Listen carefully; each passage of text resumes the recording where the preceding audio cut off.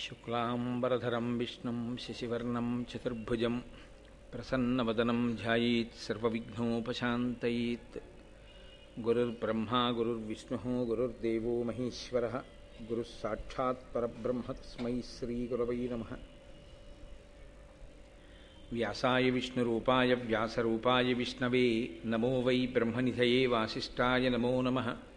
కూజంతం రామ రామీతి మధురం మధురాక్షరం ఆరుహ్య కవితాశాఖాం వందే వాల్మీకికోకిలం. శ్రుతిస్మృతిపురాణానాం ఆలయం కరుణాలయం నమామి భగవత్పాదశంకరం లోకశంకరం. వాగర్ధావివ సంపృక్తౌ వాగర్ధప్రతిపత్తయే జగతః పితరౌ వందే పార్వతీపరమేశ్వరౌ. సూక్తిం సమగ్రేతున స్వయమేవ లక్ష్మీః శ్రీరంగరాజమహిషీమధురైః కటాక్షైః. వైదగ్ధ్యవర్ణగుణగుంభనగౌరవైర్యాం కండూలకర్ణకుహరాः కవయోధయంతి. హైమోర్ధ్వపుండ్రమజహన్మకుటం సునాసం మందస్మితం మకరకుండలచారుగండం. బింబాధరం బహుళదీర్ఘకృపాకటాక్షం శ్రీవేంకటేశముఖమాత్మని సన్నిధత్తాం. విమలపటీ కమలకుటీ పుస్తకరుద్రాక్షశస్తహస్తపుటీ కామాక్షీ పక్ష్మలాక్షీ కలిత విపంచీ విభాసి వైరించీ. మనోజవం మరుతతుల్యవేగం జితేంద్రియం బుద్ధిమతాం వరిష్టం. వాతాత్మజం వనరయూధముఖ్యం శ్రీరామదూతం శిరసా నమామి. ఆపదామపహర్తారం దాతారం సర్వసంపదాం లోకాభిరామం శ్రీరామం భూయో భూయో నమామ్యహం. నారాయణం నమస్కృత్య నరం చైవ నరోత్తమం దేవీం సరస్వతీం వ్యాసం తతో జయముదీరయేత్. హరి ఓం. పరమేశ్వర స్వరూపైన సభకి నమస్కారం. గురువు యొక్క అనుగ్రహం చేత ఉదంకుడు కాలస్వరూపమైనటువంటి ఈశ్వర దర్శనాన్ని పొందినటువంటి ఘట్టాన్ని నేను మీకు వివరణ చేసి ఉన్నాను.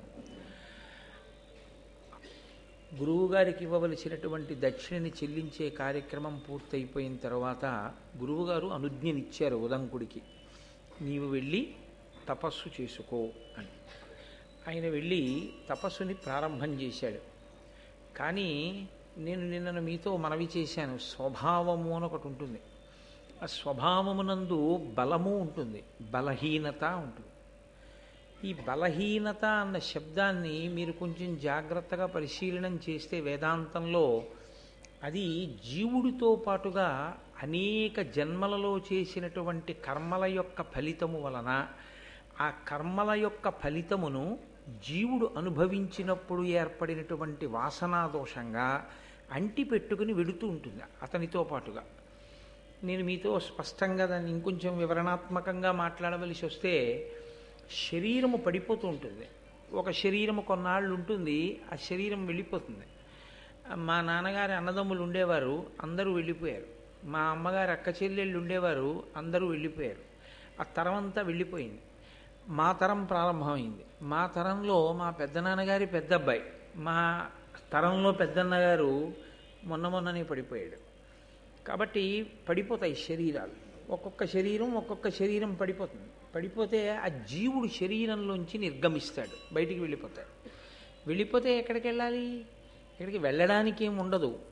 రవీంద్రనాథ్ ఠాగూర్ గీతాంజలిలో వర్ణిస్తాడు, తల్లి ఒళ్ళో పడుకోబెట్టుకోబడినటువంటి పసిపిల్లవాడికి తల్లి స్తన్యం ఇచ్చేటప్పుడు కుడి స్తనాన్ని వాడి నోట్లో పెట్టి వాడి కడుపు నిండలేదని వాడి తలని ఇటు నుంచి ఇటు తొడ మీదకి మార్చుకుని ఎడమ స్థనాన్ని వాడి నోట్లో పెట్టేటప్పుడు మధ్యలో ఉండే వ్యవధి ఎలా ఉంటుందో, జీవుడు ఈ శరీరాన్ని విడిచిపెట్టి ఇంకో శరీరంలోకి వెళ్ళడం అలా ఉంటుంది. భాగవతంలో దాన్ని ఒక అద్భుతమైన ఉపమానంతో వర్ణిస్తారు. గొంగళి పురుగు ఆకు మించి ఆకు మీదకి వెళుతుంది. వెళ్ళేటప్పుడు ఒక ఆకు మీదకి వెళ్ళి ఆకు చివర వరకు వెళ్ళి ఆ ఆకుకి దగ్గరగా ఉండే ఇంకో ఆకుని చూసుకుంటుంది. చూసుకుని మొట్టమొదట ఆ ముందు భాగాన్ని పైకెత్తుతుంది. పైకెత్తి గభాలన ఆ అవతల ఆకు మీదకి వాలుతుంది. వాలి పాకడం మొదలుపెట్టిన తర్వాత మెల్లిగా ఆఖరి భాగం వచ్చేటప్పటికి ఏమవుతుందంటే ఆ కొద్ది బరువుకి ఆకలా పట్టుకుని ఉంటుంది. ఈ కొంచెం భాగాన్ని కూడా లాగేసుకుంటుంది అవతలాకు మీదకి, యువతలాకు దూరంగా వెళ్ళిపోతుంది. అలాగే జీవుడు ఒక శరీరాన్ని విడిచిపెట్టి వేరొక శరీరంలోకి వెళ్ళిపోతూ ఉంటాడు. వెళ్ళిపోయేటప్పుడు వచ్చేటటువంటి పెద్ద సమస్య అంతా ఎక్కడొస్తుందంటే, ఈ శరీరంతో ఉన్నంత కాలము దీన్ని భోగస్థానంగా వాడుకుంటూ దేని మీద విపరీతమైన మమకారాన్ని పెంచుకున్నాడో, దేన్ని అనుభవించడంలో తాదాత్మ్యతని పెట్టుకున్నాడో ఆ వాసనని పట్టుకుని పెడతాడు. ఒక ప్రత్యేకమైన పదార్థము అంటే ఇష్టం అనుకోండి, దానికి ఏ ప్రమేయం లేకుండా, దానికి ఒక ఆధారం లేకుండా, మీరు చూడండి, ఒక శిశువు జన్మిస్తాడు, వాడికి కొంచెం పెద్దవాడు అవగానే నాకు ఇది వద్దంటాడు, నాకు ఇది వద్దు. వాడికి వెల్లుల్లిపై వాసన చూస్తే వాంతి వస్తుంది, వాడు వెల్లుల్లిపై తినడు ఎప్పుడు. అంటే అది ఈ జన్మ సంస్కారం కాదు, వాడు గత జన్మలలో ఎక్కడో ఆహార నియమాన్ని బాగా పాటించి రజోగుణ ప్రకోపం కల్పించగలిగినటువంటి పదార్థమును తనంత తానుగా పరిత్యజించడంలో చేసిన పరిశ్రమ యందు కృతకృత్యుడై అప్పుడు గెలిచినటువంటి వాసనాబలం జీవుడితో వచ్చింది. అందుకని వాడు వెల్లుల్లి తినడవాడు. వాడు ఒక వస్తువుని ఎక్కువ ఇష్టపడతాడు. ఏదో తెల్లటి రంగు ఉందనుకోండి, చాలా ఇష్టపడతాడు. ఎప్పుడూ తెల్లటి బట్టలే కట్టుకుంటాడు, అసలు రంగు బట్ట కట్టుకోడు. ఎప్పుడూ తెల్ల బట్టలే. ఎందుకలా? లోకంలో అందరూ కట్టుకోవట్లే రంగు బట్టలు. అంటే అతనికి ఈ రంగుల మీద వ్యామోహం పోయి ఏదో సత్వగుణంలో ప్రవేశించాలని ఎప్పుడూ తెల్లటి బట్టలు కట్టుకుని ఉండాలనేటటువంటి సాధన కొంతకాలం చేశాడు గతంలో. ఆ జీవుడు కొంత దూరం వెళ్ళాడు, ఆ సాధన పూర్తి అవ్వలేదు, విడిచిపెట్టాడు. మళ్ళీ ఈ జన్మలోకి వచ్చాడు. ఇప్పుడు అతనికి ఇతర రంగుల వస్త్రాల మీద వ్యామోహం ఉండదు. మిగిలిన వాళ్ళందరూ వెళ్ళి రంగురంగుల బట్టలు బోల్డన్ని చూసుకుంటూ ఉంటారు, అతనికి ఆ బాధ ఉండదు. అతను కేవలం ఎప్పుడూ తెల్లటి బట్టలే కట్టుకుంటాడు. ఎంత వ్యామోహాన్ని జయించాడో మీరు జాగ్రత్తగా ఆలోచించండి. అంత తేలిక విషయం ఏం కాదు. అతనికి దేంతోనూ ఇబ్బంది లేదు. అతనికి ఒక తెల్లటి ప్యాంటు, తెల్లటి షర్టు ఉంటే చాలు. అతను గెలిచాడు వాసనాబలాన్ని. అలాగే గెలవని వాసనాబలం ఉంటుంది, ఒక దాని మీద వ్యామోహం ఉండిపోతుంది. ఉండిపోయిన వ్యామోహం కూడా జీవుడి వెంట వచ్చేస్తే అందులో చాలా ఇబ్బందికరమైనటువంటి లక్షణం ఏమిటంటే, తాను ఇష్టపడినదేదో ఆ ఇష్టపడిన వస్తువును తాను పొందడంలో ప్రతిబంధకంగా వచ్చినటువంటి వాడు ఎవరున్నాడో వాడి మీద దీర్ఘకాలము కోపం పెట్టుకునేటటువంటి లక్షణమును కలిగి ఉండడం.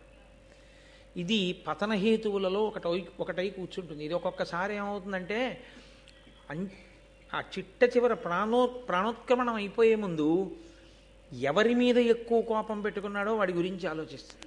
మీరు కొంచెం జాగ్రత్తగా గమనిస్తే మనసు ఆలోచించడానికి రెండే ఉంటాయి, అంటే అంటుకోవడానికి. మిగిలిన వాటి మించి వెళ్ళిపోతుంది. అలాగా వెళ్ళిపోతూ అది అంటుకుంటుంది. మీరు ఎప్పుడైనా చూసి ఉంటారు, చిన్నతనంలో మా చిన్నప్పుడు గుంటల బోర్డు అని ఒక ఆట ఆడించేవారు.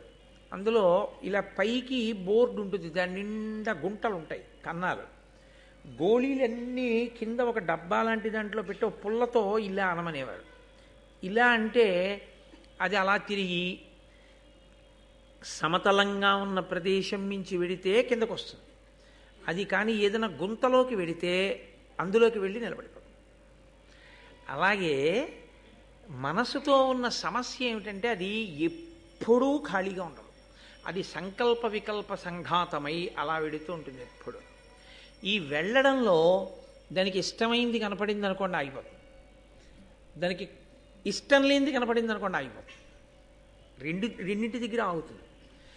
ఇష్టం లేనిది ఏదో జ్ఞాపకానికి వచ్చింది అనుకోండి, ఎంత తప్పు పని చేశాడురా వీడు, ఎంత బాధ పెట్టాడురా నన్ను అని అదే పనిగా స్మరణ చేస్తుంది, పట్టుకుంటుంది. అక్కడ కూడా తనకి ఇష్టమైంది అనుకోండి, అబ్బా నాకు ఆ వస్తువు లభిస్తేనా అని దాని గురించి స్మరిస్తుంది.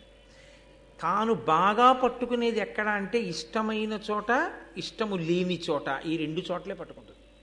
ఈ రెండు చోట్ల పట్టుకున్నప్పుడు కూడా శక్తి క్షీణించిపోతుంది. ఇందులో చిత్రం ఏమిటంటే, కోప్పడినప్పుడు వచ్చేటటువంటి శక్తిహీనత కన్నా ఆ వస్తువు లభించినప్పుడు కలిగినటువంటి సుఖమునందు ఎక్కువ శక్తి క్షయమైపోతుంది. కాబట్టి ఈ కోపం ఉండిపోవడం అనేటటువంటి స్వభావం అంత తేలిగ్గా గెలవడం సాధ్యం కాదు. అక్కడ నేను తట్టుకోలేనండి అంటాడు. తొందరగా వెనక్కి రాలేడు. ఒక్కొక్కరు కోపం వస్తుంది, కానీ మళ్ళీ కొంచెం తొందరగా వెనక్కి వచ్చేస్తాడు. అది మంచి లక్షణం. అది అలా తొందరగా వెనక్కి రాగలగడం అనేటటువంటిది అది ఒక ఈశ్వరానుగ్రహం సాధనలో. లేకపోతే అది చాలా దీర్ఘకాలం అలా ఉండిపోయింది అనుకోండి, చాలా ప్రమాదహేతు. అది జీవుడు నశించిపోతాడు దానివల్ల. ఈ దీర్ఘకాలం జ్ఞాపకం పెట్టుకుని తవ్వుకు బాధపడేటటువంటి లక్షణం ఏది ఉందో దాన్ని క్రోధము అని పిలుస్తారు. అదే లలితా సహస్రనామ స్తోత్రంలో క్రోధాకారాంకుశోజ్వల అని పేరు. అంకుశం మావటివాడు చేత్తో పట్టుకుంటాడు. పట్టుకుని ఏనుగు శరీరం మీద ఇంకెక్కడ పొడవడం ఆ చేతిలో ఉన్న అంకుశంతో దాని మీద ఎక్కి కూర్చుని దాని కుంభస్థలం మీద పొడుస్తాడు. అది పెట్టి, అది ఇంగ్లీష్ అక్షరాల్లో స్మాల్ హెచ్ ఎలా ఉంటుందో అలా ఉంటుంది. అది పెట్టి పొడిస్తే దానికి తలకాయ ఎలా ఉంటుందంటే, మంచి ఎండాకాలంలో తిరిగి ఇంటికి వస్తే తల పగిలిపోతోంది అన్నప్పుడు ఉంటుంది. ఇలా ఒంగుని కూడా లేవలేరు, ధన్ ధన్ ధన్ అంటుంది తల. అంత బాధ పెడుతుంది దానికి.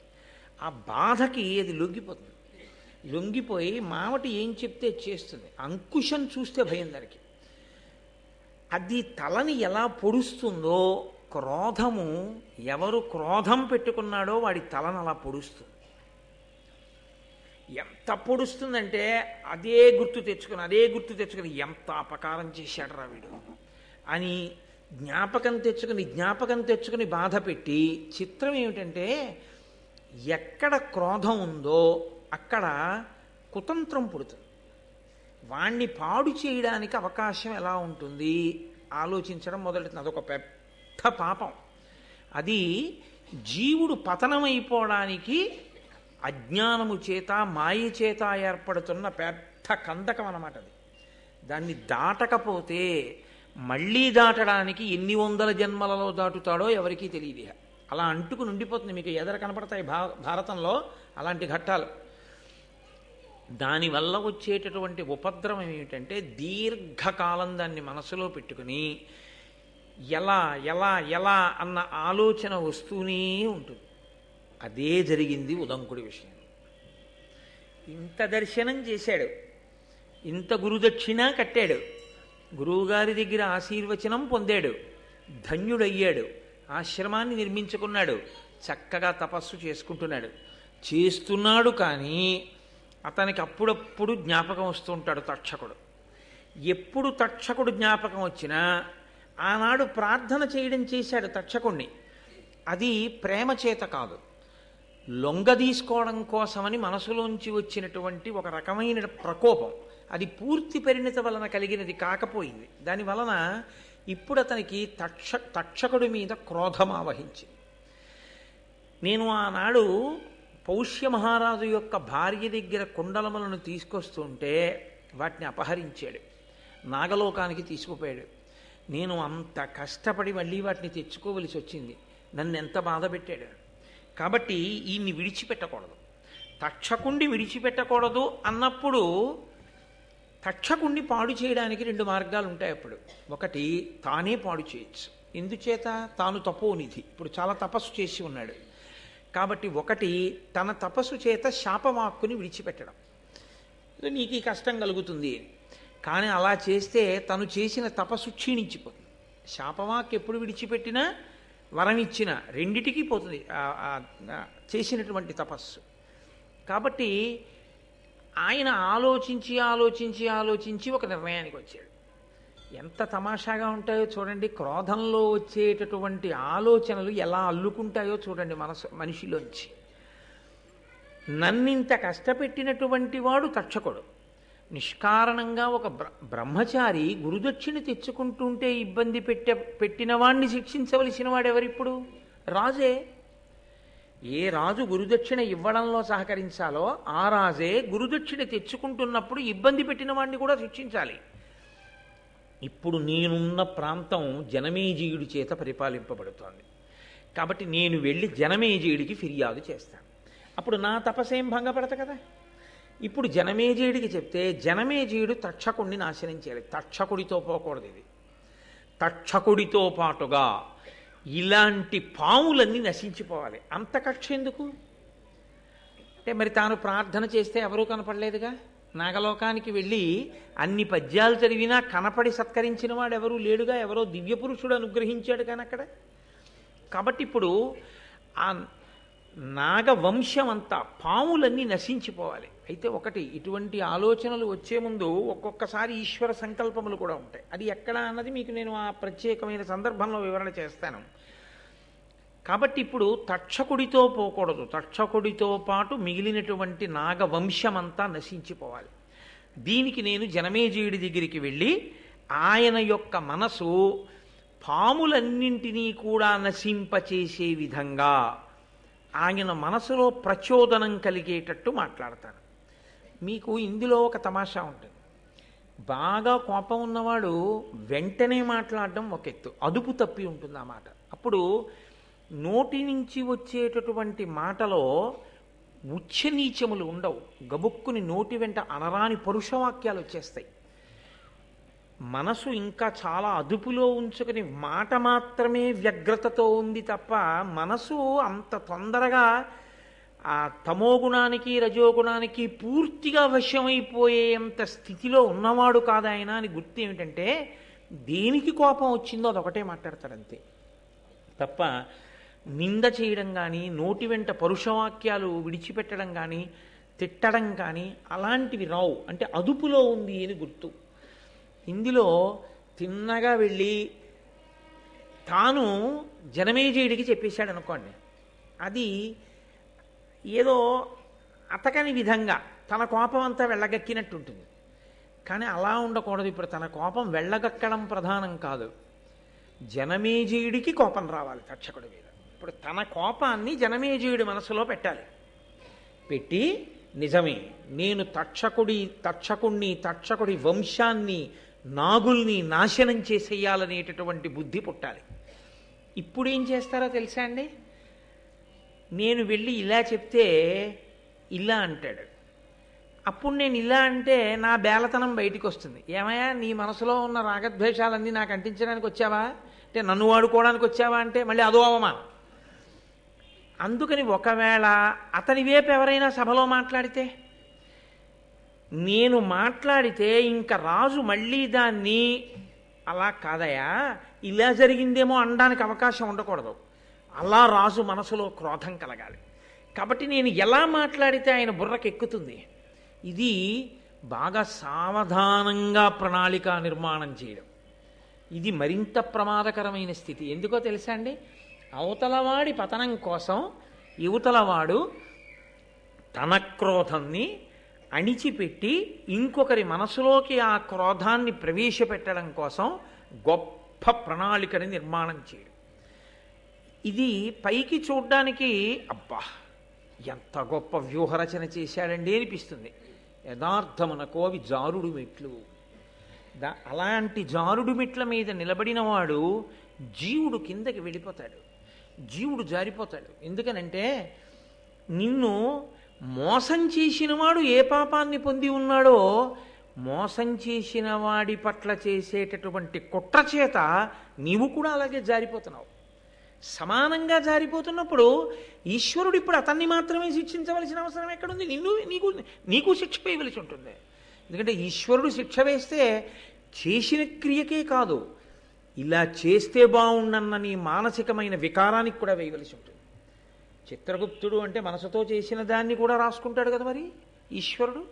అందుకని నీ మనసు యందు రాకూడని ఆలోచనలు వచ్చాయి, రావడమే పాపహేతువు. ఇప్పుడు ఈ పాపహేతువు ఏం చేస్తుందంటే వాణ్ణి శిక్షిస్తే నిన్ను శిక్షించాలి. నువ్వు శిక్షార్హుడవే, నువ్వు పుణ్యాత్ముడవై నిలబడినది ఎక్కడ? నిన్ను కాపాడడానికి నేను బయలుదేరడానికి నువ్వు నన్నే నమ్మి నిలబడింది ఎక్కడ? వాడిని ఎలా పాడు చేయొచ్చని నీ ఆలోచనలు నువ్వు చేయలా అన్న స్థితి వస్తుంది కదా.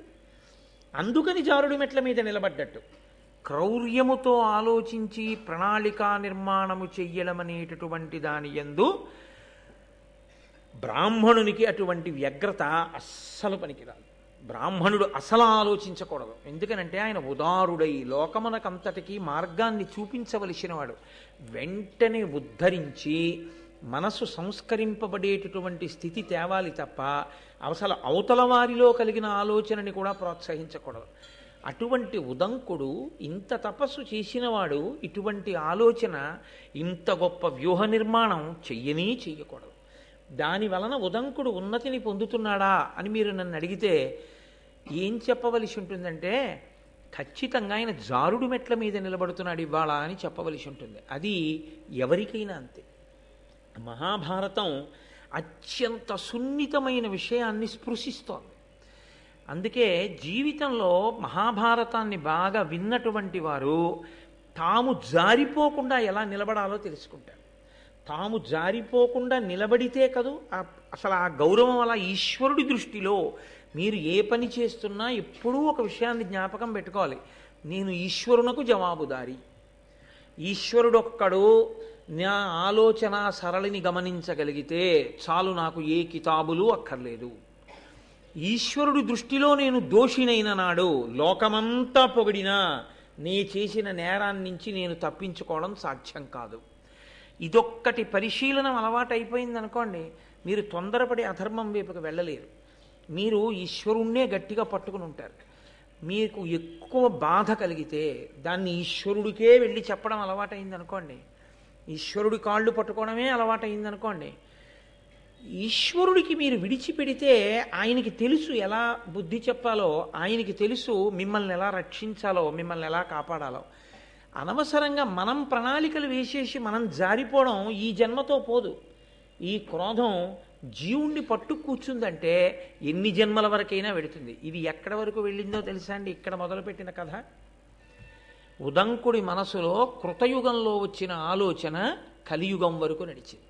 దాని ప్రభావం, ఒక్క మాట ప్రభావం కృతయుగంలో జనమేజయుడి దగ్గర, కృతయుగంలో ఆనాడు కద్రువ ఇచ్చినటువంటి శాప ప్రభావం కలియుగంలో ఫలించడానికి ఈయన మాట్లాడిన మాట కారణమైంది. అంటే దైవము యొక్క శాసనము అమలు కావడానికి ఇవాళ ఉదంకుడు పనికొచ్చాడు. ఎందుకు పనికొచ్చాడు? రజోగుణ ప్రకోపం ఉండిపోబట్టి పనికొచ్చాడు. అది లేకపోతే ఇతన్ని సాధనం చేసుకోరు, ఇతనికి ఆ అపవాదు వచ్చే అవకాశం ఉండదు. కాబట్టి ఇప్పుడు ఆయన జనమేజయుడి దగ్గరికి వెళ్ళి అంటున్నాడు, మితహిత సత్యవాక్య. ఎంత గమ్మత్తుగా ఉంటుందనుకుంటున్నారు? మామూలుగా వెళ్ళి మాట్లాడినప్పుడు కన్నా అవతల వారి వలన ఒక ప్రయోజనాన్ని సాధించుకోవాలనుకుని బాగా ప్రణాళిక వేసుకుని వచ్చిన వాడు మాట్లాడే మాటలు చాలా పకడ్బందీగా ఉంటాయి. కాబట్టి ఏమని పిలిచాడంటే జనమేజయుణ్ణి పిలుస్తూనే, మితహిత సత్యవాక్య జనమేజయ భూజనవంద్య ఏను సుస్థితి గురుదేవ కార్యములు చేయగబోనుటెరింగి వంచనోన్నతమతి అయి అకారణమున నాకపరాధము చేసే తక్షకుండు అతి కుటిల స్వభావుడు పరాత్మ విశేష వివేక శూన్యుడై. ఆయన అన్నాడు మితహిత సత్యవాక్య అని పిలిచాడు. ఎక్కువ మాట్లాడడం అనేటటువంటిది ఒక దోషం శాస్త్రంలో. ఎక్కువ మాట్లాడడం అనేటటువంటిది ఆయుర్దాయాన్ని తగ్గిస్తుంది ఒకటి. రెండు, మీరు ఎక్కువ మాట్లాడడం వల్ల రెండు దోషములు వచ్చి అందులో చేరిపోతాయి. ఒకటి, మీరు ఏదో ఒకటి చెట్ట చివరికి ఏమంటారంటే చూస్తానులేండి అంటారు. చూస్తానులేండి అంటే సగం చేస్తానులేండి కాదు. ఆ తర్వాత మీరు ఎందుకంటారంటే అది ఇప్పటికి వెళ్ళిపోతాడుగా తర్వాత చూడచ్చు. కానీ అది ఏమవుతుందంటే అసత్య దోషం కింద వెళ్ళి పడిపోతుంది. అది పెద్ద దోషం. ఎక్కువ మాట్లాడడం వల్ల వచ్చేటటువంటి పెద్ద ప్రమాదం ఎక్కడ అంటే అసత్యము వెళ్ళి కూర్చుంటుంది సంభాషణ మనది. కాబట్టి ఎక్కువ మాట్లాడరు. రెండు, మీరు ఎక్కువ మాట్లాడితే స్పందనకి ప్రతిస్పందన ఉంటుంది కదా, మీ పక్కన ఉన్నవాడు అంతా మాట్లాడతాడు, అందులో మీ రాగద్వేషాలు వచ్చి చేరుతాయి. చేరి ఏమిటి ఇలా మాట్లాడుతున్నాడు, అతని గురించి ఇలా అన్నాడు ఏంటి, అమ్మో ఇతన్ని మనం ఎక్కువ దగ్గరికి చేర్చకూడదు, ఇన్ని ఆలోచనలు బయలుదేరుతాయి అందులోంచి. కాబట్టి ఎవరు మితముగా మాట్లాడతారో వాడు తన మీద తాను నియంత్రణ ఉన్నవాడు. కాబట్టి నన్ను ఎక్కువ ప్రశ్నలు కుసుమా ఇప్పుడు నేను అడిగిన దాని మీద అన్నది ఎందుకని, తను ఎక్కువ ప్రశ్నలు వేసాడనుకోండి తన కోరిక తీరదేమోనని. నువ్వు చాలా మితంగా మాట్లాడేవాడు బాయ్ అన్నాడు అనుకోండి, ఎక్కువ మాటలు మాట్లాడకుండా తన మాట ఒప్పేసుకుంటాడు. అయ్యా నేను మిమ్మల్ని ఒకటి అడగదలుచుకున్నాను కానీ మీరు మాత్రం కాదు వద్దు అనకూడదు, ఈ ఒక్కసారి మా మాట వినాలి అని ముందు అన్నాడు అనుకోండి, ఇంకా మీరు ఊ అనడం ఎందుకు? మిమ్మల్ని ఊ అన్నది అనిపించడానికి వచ్చాడంతే కాదు, అది అనుమతించారు, అనిపించుకోవడానికి వచ్చాడు. కానీ నిజంగా మీరు అనుమతిస్తున్నారో లేదో ఆయనకు అనవసరమైన విషయం అది. మీరు హృదయం పరిపూర్ణంగా మీరు అనుమతిస్తే చేస్తాను అన్నాడు అనుకోండి వేరు, మీరు కాదనకూడదు, మీరు ఊ అనాలి అంతే ఈ ఒక్కసారికి అన్నాడు అనుకోండి, ఇంకా మీరు అది వినకుండా ఊ అనడం మంచిది కాదు. ఊ అనాలనుకుంటే నేను అలా అనను, అది నా స్వభావం కాదు అని మీరు అనగలిగితే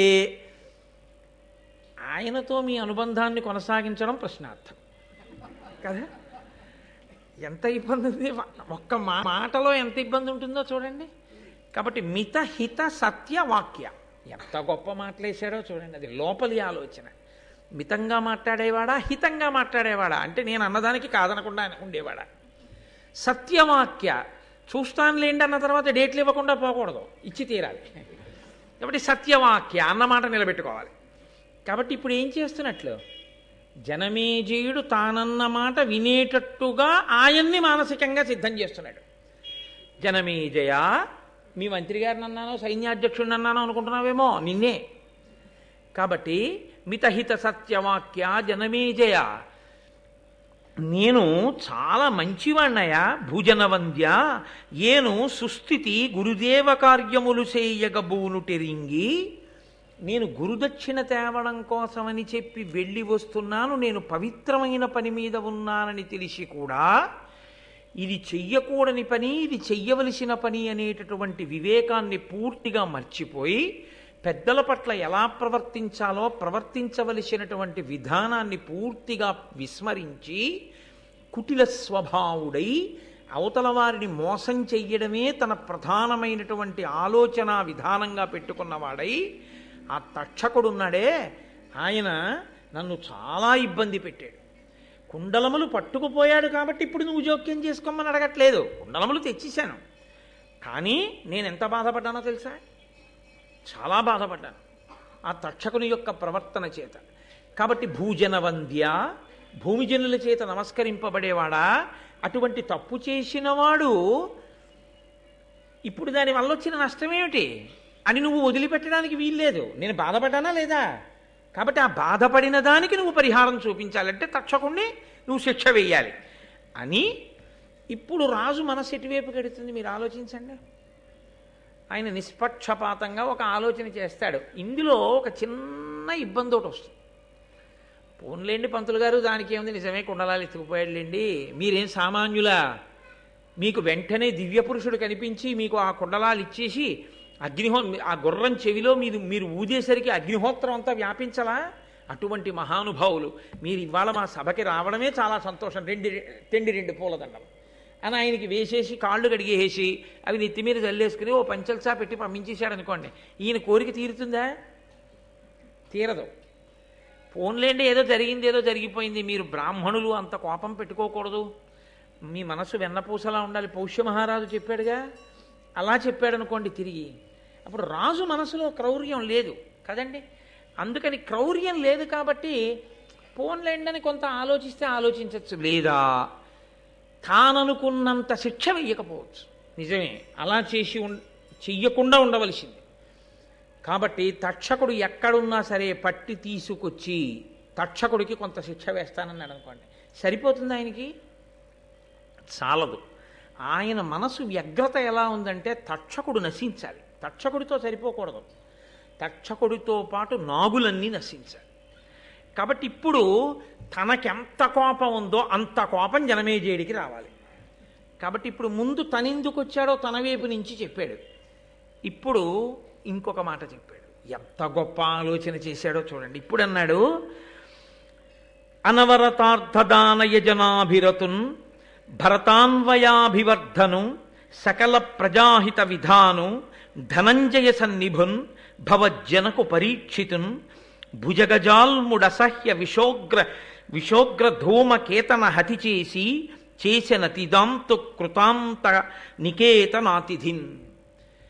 ఆ తక్షకుడు నాకు మాత్రమే అపకారం చేసినవాడు కాదు, అనవరతార్థదాన యజనాభిరతున్, మహానుభావుడు అడిగిన వాళ్ళందరికీ లేదనకుండా దానాలు చేసినవాడయా నీ తండ్రి.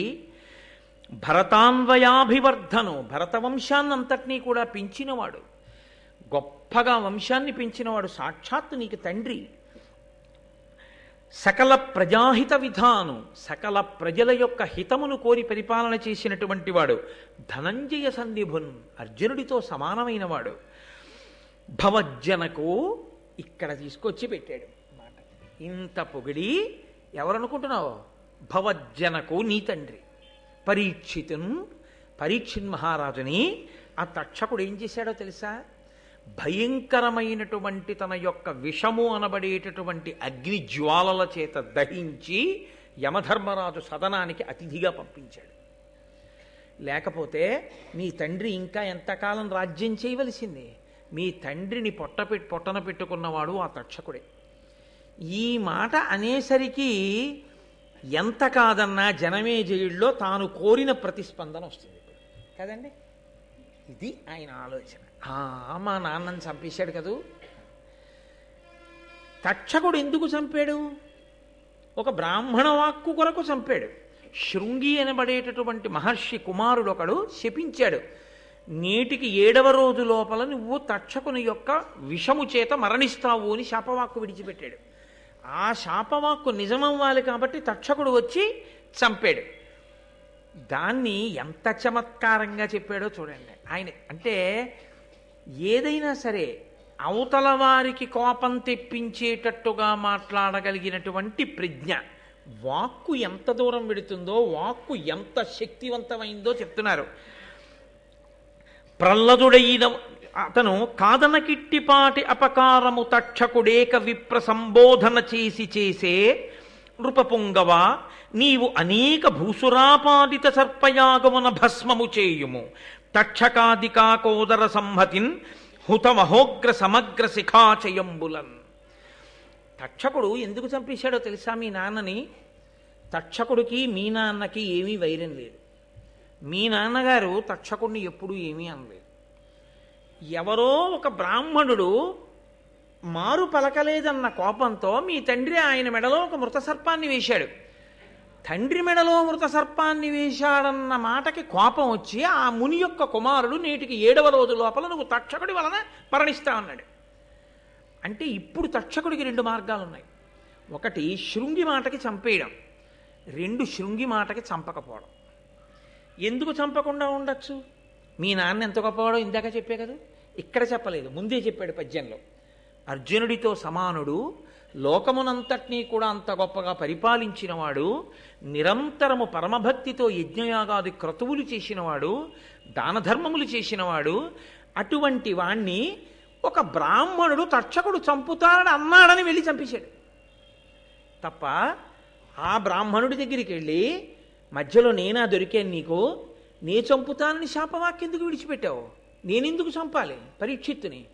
పరీక్షిత్తు లాంటి ప్రభువు శరీరం విడిచిపెడితే ఈ లోకాన్ని రక్షించడానికి మళ్ళీ అటువంటి ధర్మాత్ముడు ఎక్కడి నుంచి వస్తాడు? ఎందుకంత తీవ్రమైన వాక్కు విడిచిపెట్టావు? నేను నీ మాట వినను, నేను కరవను.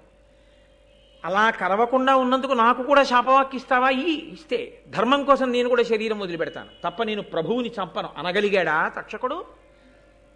ఇప్పుడు క్రోధం ఎవరిలోకి ఎడుతోంది?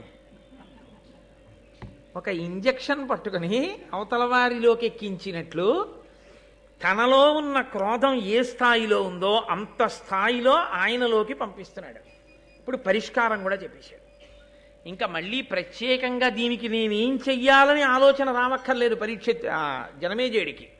ఎంత గొప్పగా చెప్పాడో చూడండి. నృపపుంగవ, నీవు అనేక భూసురాపాదిత సర్పయాగమన భస్మము చేయుము తక్షకాదికాకోదర సంహతిన్ హుతవహోగ్ర సమగ్ర శిఖాచయంబులన్. ఒక బ్రాహ్మణుడన్న మాటకి తక్షకుడు చంపేశాడు మీ నాన్నని. నువ్వు చాలామంది ఋత్విక్కుల్ని తీసుకురా, కూర్చోబెట్టు. వాళ్ళందరూ కలిసి ఒక్కొక్క పాము పేరు చెప్పి స్వాహ అంటారు. ఆ పాము పడిపోవలసిందే. ఒక బ్రాహ్మణుడి మాటకి తక్షకుడు వెళ్ళి మీ నాన్నని చంపేయచ్చు, ఆ బ్రాహ్మణుడి మాటకి పాములు వచ్చి అగ్నిలో పడక్కర్లా? మీ నాన్న విషయంలో ఓ నీతి, బ్రాహ్మణులు వచ్చి చెప్పిన తర్వాత ఈ పాముల విషయంలో ఒక నీత, వాళ్ళని వచ్చి పడిపోమ్మను. చిట్ట చివర తక్షకాయ స్వాహ అనమను, తక్షకుడు కూడా వచ్చి అగ్నిలో పడిపోతాడు. అప్పుడు నువ్వు పీటల మీద కూర్చుని, ఏమయ్యా బ్రాహ్మణ వాక్కుకి మా నాన్నని చంపావుగా, బ్రాహ్మణ వాక్కుకి నువ్వు చావు అను. నీ పగ తీరుతుంది రాజా. తండ్రిని చంపినవాడు హాయిగా అక్కడ తిరుగుతూ ఇంకా లోకాన్ని నాలాంటి బ్రహ్మచారుల్ని ఇబ్బంది పెడుతుంటే నువ్వు ఇక్కడ చూస్తూ కూర్చున్నావా? కాబట్టి సర్పయాగం చెయ్యి, ఋత్విక్కుల్ని పిలిపించి స్వాహాకారంతో పావులన్నిటిని పడగొట్ట అగ్నిహోత్రంలో.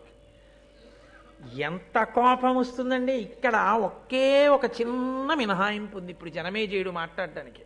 ఎందుకని? నృపాలక అన్నాడు కదా భూమిని పరిపాలించేవాడు రాజు. ఆయన ఒక మాట అనొచ్చు, నిజమేనయ్యా చంపవలసిందే తక్షకుణ్ణి. తక్షకాయ స్వాహ అని యాగమన్నా చేయిస్తాను, తక్షకుణ్ణి చంపడానికి నేనన్నా పెడతాను. తక్షకుడు మా నాన్నని చంపితే పావులన్నింటినీ నేను ఎందుకయ్యా చంపడం? అవేం చేశాయి? అవేం చంపలేదుగా మా నాన్నని, అవేమి మా నాన్నకి ద్రోహం చేయలేదుగా, నీకు వాళ్ళెవరు ద్రోహం చేయలేదుగా, మరి వాళ్ళందరినీ ఎందుకు చంపడం? తక్షకుడు జోలికి పెడతానులే అన్నాడు అనుకోండి. తాను నాగలోకానికి వెళ్ళి ప్రార్థన చేసినప్పుడు వాళ్ళెవ్వరూ తనకి పలకలేదన్న కోపం ఎలా పోతుంది? మీరు లోకంలో ఒక గమ్మత్తు ఉంటుంది చూడండి. ఆయనకి చెప్పానండి, ఆయన వినలేదు. వాళ్ళ అన్నయ్యకి చెప్పాను, వాళ్ళ అన్నయ్య వినలేదు. వాళ్ళ తమ్ముడికి చెప్పాను, వాళ్ళ తమ్ముడికి వినలేదు. వాళ్ళందరూ నశించిపోవాలండి అంటాడు. ఎందుకని? తనకి అసలు ఎవడ చెయ్యాలో వాడు చేయడం కాదు, తను ఎవరెవరికి చెప్పాడో వాళ్ళు ఎవరూ వినలేదు తన మాట. అందరి మీద కోపమే. కాబట్టి ఇప్పుడు ఇంత కోపం అవతల వాళ్ళలోకి వెళ్ళాలి, వాళ్ళందరినీ కూడా చంపేయడానికి. నిజమే, ఎందుకు చేయకూడదు యాగం? పాములన్నింటినీ చంపేయాలి అన్న ఆలోచన రావాలంటే అసలు ఆ మాట అడగకూడదు జనమేజయుడు. అడగకుండా తను జవాబు చెప్పాలి. మితహిత సత్యవాక్య. ఇంకా మళ్ళీ అనుమానాలు రాకూడదు జనమేజయుడికి, ఇంతకన్నా ప్రశ్నలు వేయకూడదు అనిపించాలి. అందుకని తర్వాత పద్యంలో అన్నాడు, ప్రహ్లదుడైన ఒక్క కులపాంసను చేసిన దానం తత్కులం బెల్లను దూషితంబకుట ఏమి అపూర్వము కావునన్ మహీవల్లభ తక్షకాధము నెపంబున సర్పము నెల్ల అగ్నిలో త్రెళ్ళగ సర్పయాగమతి ధీయుత చేయుము విప్రసమ్మతిన్.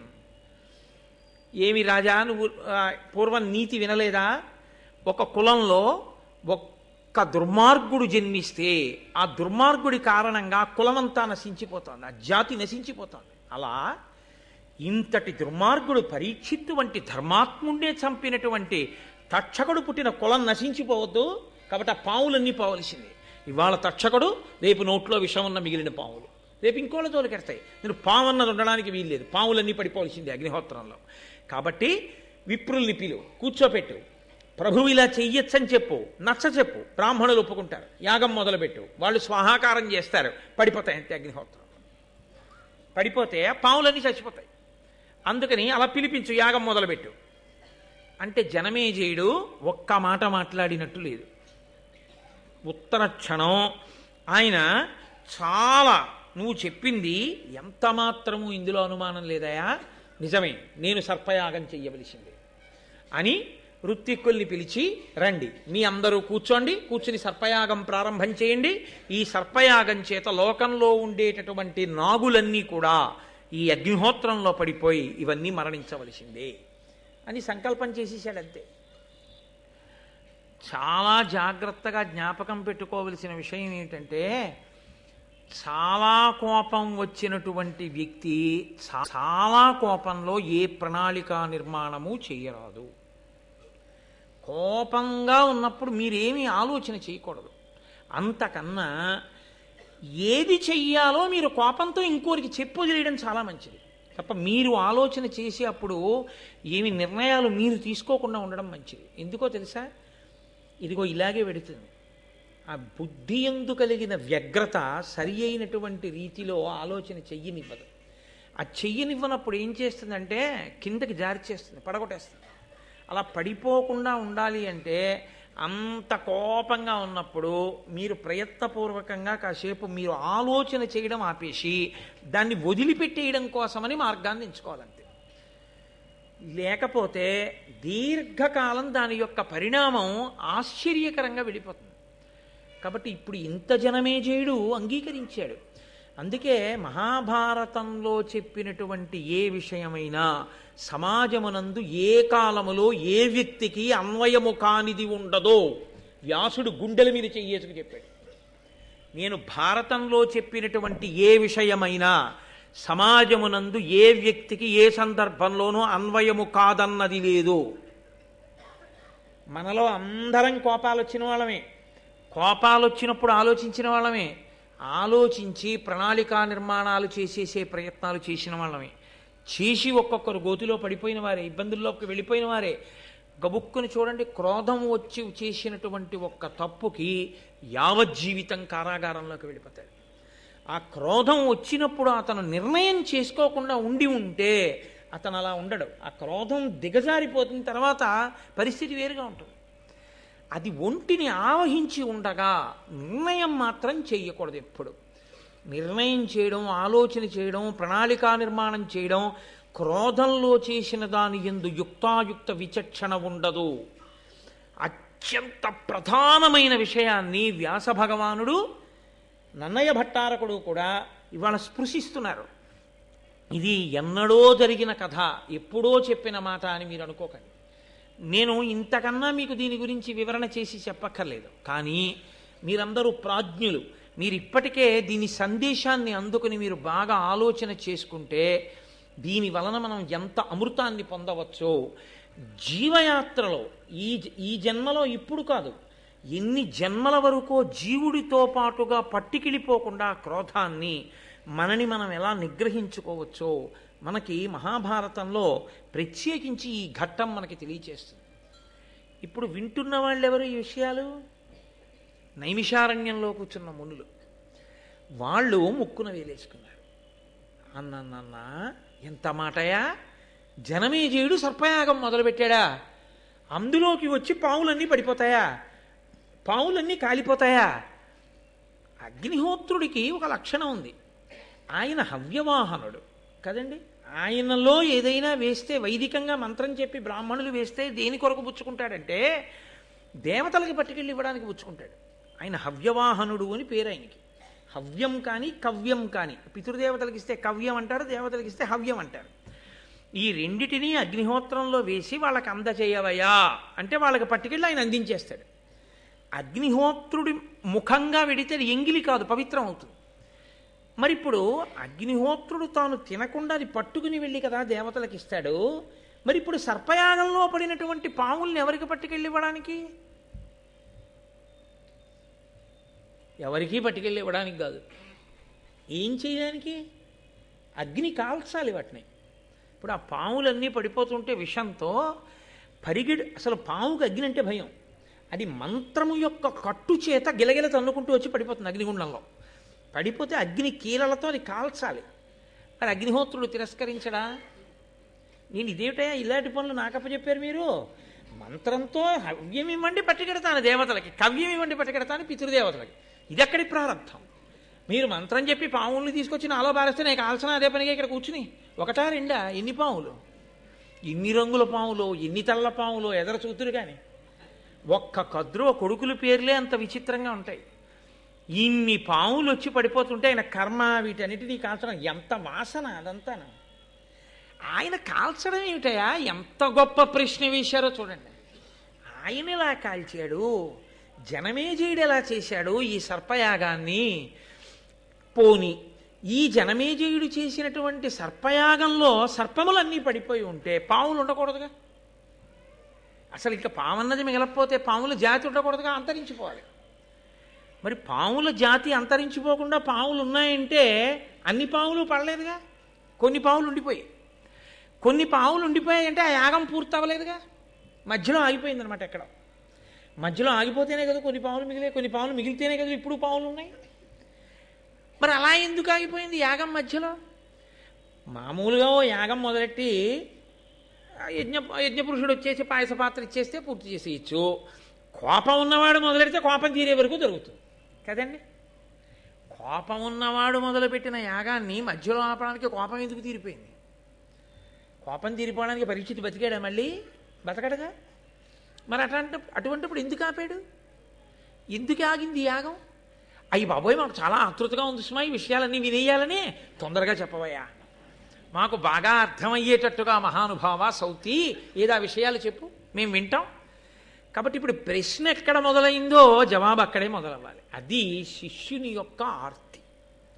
వైదికంగా వచ్చారు వాళ్ళు, కాబట్టి ఇప్పుడు సూతపుత్రుడైనటువంటి సౌతి కూడా ఉగ్రశ్రవసుడు కూడా అంత అందంగానూ ఆ విషయాల్ని వివరణ చేయాలి. కాబట్టి ఆయన భృగు వంశం దగ్గర మొదలుపెట్టాడు. మీరు ఈ విషయాల్ని ఎక్కడా కూడా ఈ ఒకదాంతో ఒకదానికి ఉండేటటువంటి సంబంధాన్ని మాత్రం మర్చిపోకూడదు. ఎందుకో తెలుసా అండి, మళ్ళీ నేను ఒక 5-6 రోజులు పోయాక సర్పయాగానికి వస్తాను. ఇక్కడ విడిచిపెట్టిన సర్పయాగాన్ని ఒక 5-6 రోజుల ఉపన్యాసాలు అయిపోయిన తర్వాత, అందులో రాబో కాలంలో బహుశా రేపటికి వస్తుందేమో అత్యద్భుతమైన ఘట్టం, మహాశివరాత్రి నాటికి వస్తోంది. ఈశ్వరుని యొక్క అనుగ్రహం, గరుత్మంతుని యొక్క పుట్టుక, అమృతాన్ని తీసుకురావడం, ఆ ఘట్టం కద్రు వినతల యొక్క ఘట్టం రేపు ప్రారంభం అవుతుంది. అసలు మహాభారతానికి అంతటికీ పునాది అది. కాబట్టి ఆ ఘట్టాలన్నీ పూర్తయిపోయిన తర్వాత మళ్ళీ నేను సర్పయాగం దగ్గరికి వస్తాను. అప్పుడు మీరు ఇది ఎప్పుడు చెప్పావు నన్ను అడగకూడదు, ఇక బాగా జ్ఞాపకం పెట్టుకుని ఉండండి ధారణలో. కాబట్టి ఇలా ఎలా జరిగింది మాకు చెప్పమని మునులు అడిగారు. అడిగితే భృగువంశం దగ్గర ప్రారంభం చేశాడు. ఆ భృగువు ఆయన భార్య పులోమ, వాళ్ళిద్దరూ ఆశ్రమంలో చాలా అన్యోన్యంగా చక్కగా ఆనందంగా జీవితం గడుపుతున్నారు. గృహస్థాశ్రమంలో జీవితం ఎలా ఉండాలో అలా భృగువు జీవితాన్ని గడుపుతున్నాడు. గృహస్థాశ్రమము అనేటటువంటి మాటకి అర్థం తెలియకుండా గృహస్థాశ్రమంలో ఉండడం కన్నా దోషం ఇంకోట్లేదు. బ్రహ్మచర్యాశ్రమమునందు అంటే బ్రహ్మచారిగా ఉంటే నేనే బ్రహ్మచర్యంలో ఉంటాను. నేను గృహస్థాశ్రమంలోకి వస్తే అర్థం ఏమిటో తెలుసా అండి, మా ఆవిడ ఇంట్లో ఉంటానని గుర్తు. మనమేమంటామంటే నా ఇంట్లో మా ఆవిడ ఉందంటాం, తప్పు. గృహస్థాశ్రమము అన్న మాటకు అర్థం ఏమిటంటే నా భార్య ఇంట్లో నేను ఉంటున్నాను అని. అది ఎలా సంభవం అని మీరు అడుగుతారేమో. గృహము కదండి, గృహము అంటే ఇల్లు. అప్పటి వరకు తనకి ఇల్లు అనేం లేదు. అప్పటి వరకు గురువుగారి ఆశ్రమంలో కూర్చున్నాడు. ఉదయం సాయంకాలం 2 వేళల యందు అగ్నిహోత్రంలోకి తీసుకెళ్లి సమిధలు వేస్తాడు. సంధ్యావందనం చేసుకుంటాడు, గురువుగారు చెప్తే వెడతాడు, భిక్షాన్నం తీసుకొస్తాడు, లేకపోతే ఆ సమిధలు పట్టుకొస్తాడు, దర్భలు పట్టుకొస్తాడు, గురువుగారు చెప్పిన పాఠం వింటాడు, వేదాన్ని వల్లి వేసుకుంటాడు. గృహస్థాశ్రమ ప్రవేశమునందు ఏమవుతుందంటే చాలా నియమాలు వదిలిపెట్టేస్తాడు. ఇది నిన్న మీకు మనవి చేశాను కదా, కంటికి కాటుకు పెట్టుకోవడం మొదలు పెడతాడు, అదేంటి పూలదండలు వేసుకోవడం మొదలు పెడతాడు, తాంబూలం వేసుకోవడం మొదలు పెడతాడు. ఇవన్నీ మొదలు పెడితే గృహస్థాశ్రమం. గృహము అంటే ఇల్లు, గృహస్థు అంటే ఇంటి యందు ఉన్నవాడు. ఎవరి ఇంటి యందు? గృహిణి ఆవిడిది పేరు. ఈయన గృహస్థు అంటే గృహమునందు ఉన్నవాడు. గృహిణి గృహము తనదిగా కలది. ఇల్లు ఎవరిది? ఆవిడిది. నేను ఆఫీస్కి వెళ్ళి ఉద్యోగం చేసి జీతం ఇవ్వగానే నేను ఇలా తీసుకోగానే వేదాంతమునందు అది ఎవరిదో తెలుసా అండి? మా ఆవిడిది. మా ఆవిడిదంటే నా విషయమే అనుకోకండి, మీ అందరి విషయంలో. వేదం మనందరికీ ప్రమాణమే. అలాగే వ్యాపారం చేసి డబ్బట్టుకొచ్చాడు, ఆయనది కాదు, ఆవిడిది. ఆవిడికి తెలియదండి, ఆవిడికి తెలియకుండా నేను బ్యాంకులో వేసి వచ్చానండి. ఆవిడికి తెలియకపోవచ్చు, వేదాంతంలో ఆవిడిదే ఆ డబ్బు. ఆయనెవరు? ఆవిడిదైన ఐశ్వర్యం దగ్గరికి వెళ్ళి ఈయన కూర్చున్నాడు ఆ ఇంట్లో. ఆవిడ కూర్చొని ఇచ్చింది. రామయ్య కూర్చో, ఒప్పుకుంటున్నానంది. అందుకే ఆడపిల్ల ఎప్పటికీ తండ్రిదే. చతుర్థీ విభక్తి వేసి కన్యాదానం చేయరు. ఆడపిల్ల గురించి మాట్లాడే అధికారం తండ్రికి ఎప్పుడు ఉంటుంది. అందుకే ఉభయ వంశాల్ని తరింపచేస్తుంది. ఆడపిల్ల ఇంట్లో ఆయన ఉన్నాడు, అల్లుడు గారు ఉన్నాడు తప్ప అల్లుడు గారింట్లో అమ్మాయి ఉంది అని వేదాంతంలో చెప్తే తప్పది.